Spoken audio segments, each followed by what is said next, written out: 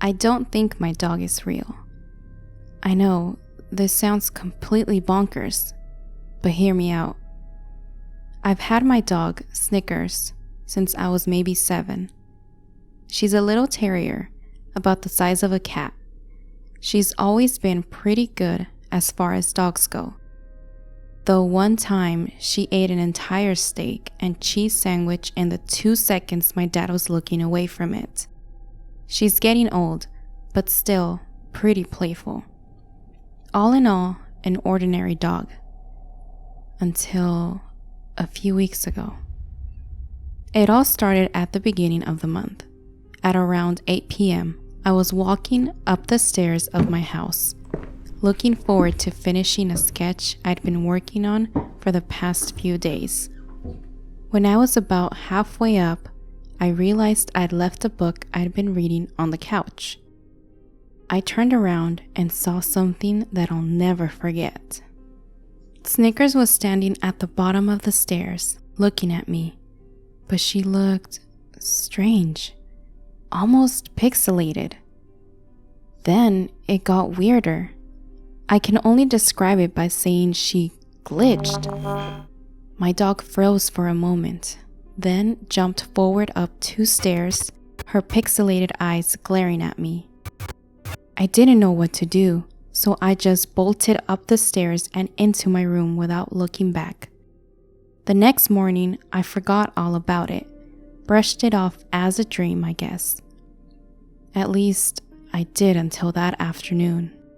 I was watching a TV show, I think it was Phineas and Ferb or something, with my sister, and Snickers was sitting on my lap.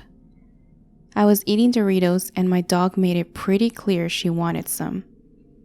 I'm not supposed to give food to our pets when they beg, but I figured a chip wouldn't hurt. I was wrong. As soon as she snatched Cheesy Triangle out of my hand, she went pixelated again. I glanced at my sister, but she was too absorbed in the show to notice anything else. When I looked back down at my dog, she was shaking. Then, as if nothing happened, Snickers went back to normal and munched her treat. It might as well have been my imagination. Instances like these kept happening on an almost daily basis for around 2 weeks. Every time no one else noticed, and once, it seemed like everything else froze except for the dog and I. Last week, her episodes started getting worse. Way worse. When she glitched, Snickers got this absolutely terrifying look on her face, and even though it was pixelated, you could tell it wasn't a face a dog should be able to make. I've barely been able to sleep since that face started making a regular appearance. This all brings me to 2 minutes ago, when I was playing Minecraft on my iPhone and sitting on the couch with my dog on my lap. It felt almost normal, at least until she hopped off my lap. Which brings me to the present. Snickers is standing on the floor, still as stone, about 2 feet in front of me. She's glitching worse than she ever has, and is so pixelated that if you didn't know she was a dog, then you'd have no idea what she was. Every few seconds, she disappears, and then reappears a few inches to the right or left of where she was standing originally. And the noises are awful. It's something between a bark and a scream, and it's piercing my skull. I don't know where they're coming from, because as far as I can tell, her mouth is closed tight. She's coming closer. Instead of going to the right or left, now she's coming forward. The rest of my family is outside. I'm alone in the house, frozen like a deer in headlights, terrified. She keeps coming closer.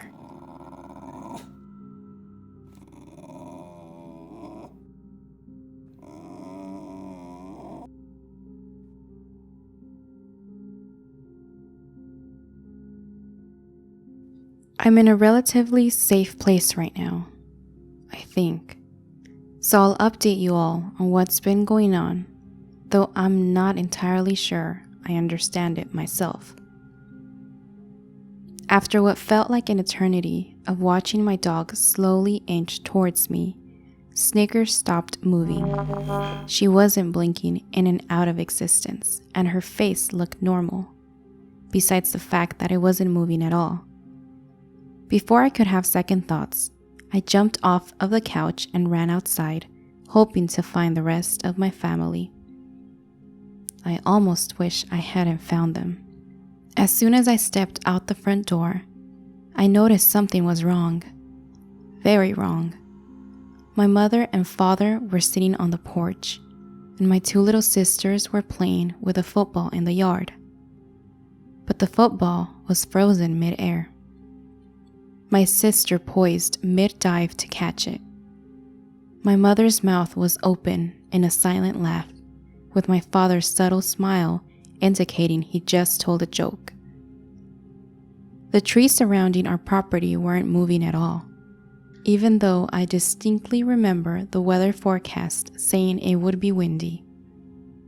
Not knowing what else to do, I pulled my phone out from the back pocket of my jeans to check the news. At first, my phone wouldn't turn on at all. I slapped it against my leg, hoping it wasn't dead. After an agonizingly long moment, my screen lit up. The familiar sight of the Apple symbol somehow calmed me down for a moment, until it suddenly switched to static. I stared in shock for a second or two, then tapped the screen, not knowing what else to do.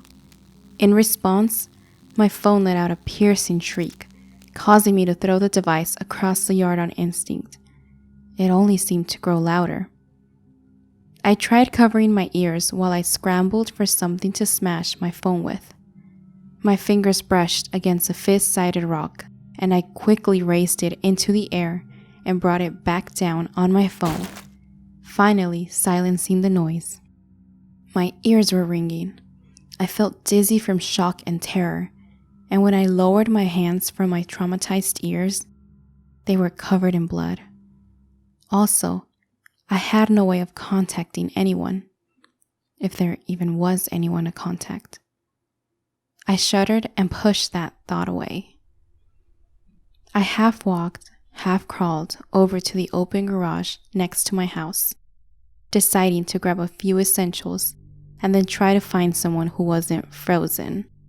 I quickly gathered some canned food and clothes from the boxes labeled donations and threw it all into an old backpack. At the last minute, I picked up the axe that was leaning against the wall of the garage. Then, my balance having mostly returned, I made my way up my driveway and started walking in the direction of my neighbor's house. Where I live, the houses aren't very close together, each one being about a quarter mile apart. It's not that far of a walk, but I still find myself wishing for the first time that we lived in a neighborhood, so I wouldn't have to be alone in my thoughts for an extended length of time, especially in the crushing silence that my world was enveloped in. As I walked, I saw a flock of blackbirds, frozen mid-flight.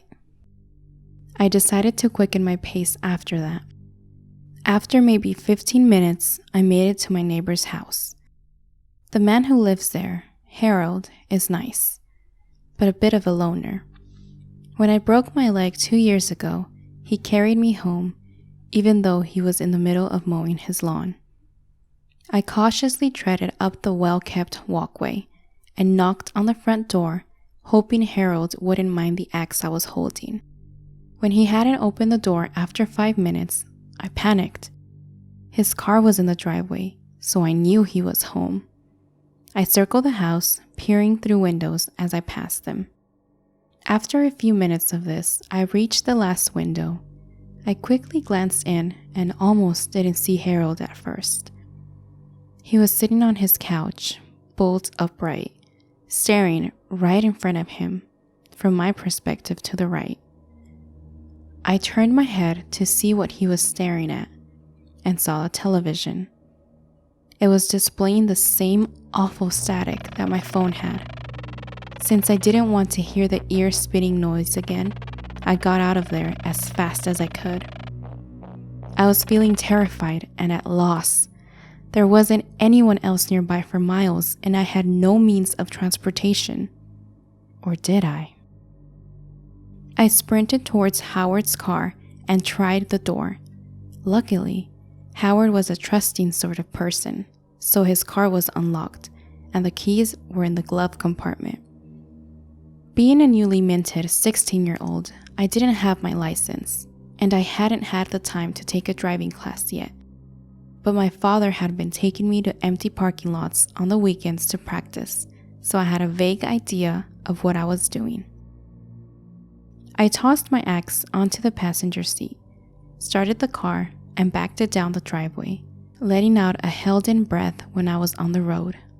Thankfully, barely anyone ever drives down my street, and considering the situation, I didn't think I'd be a danger of being pulled over.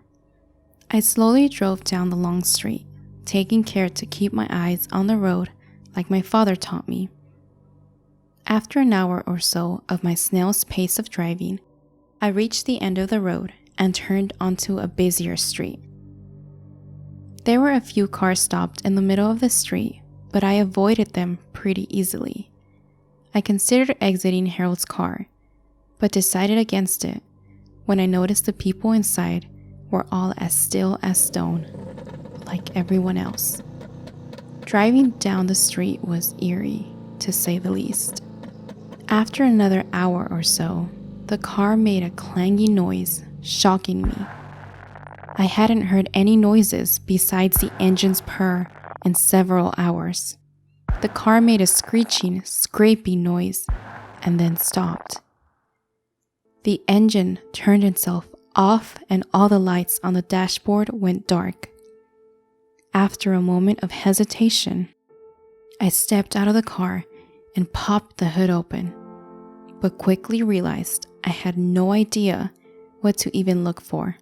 It was unseasonably cold out, even though the sun's position in the sky hadn't changed since this afternoon, so I went back into the car. I decided to get a few hours sleep, but I wanted to search the car first to see if there was anything useful inside. I found Harold's phone in the center console and tried to turn it on. For some reason, it worked like a normal phone, though the clock is frozen. That brings me to right now. I'm typing this with the hope that someone, anyone, will see this and explain what's going on. The screen's starting to get static.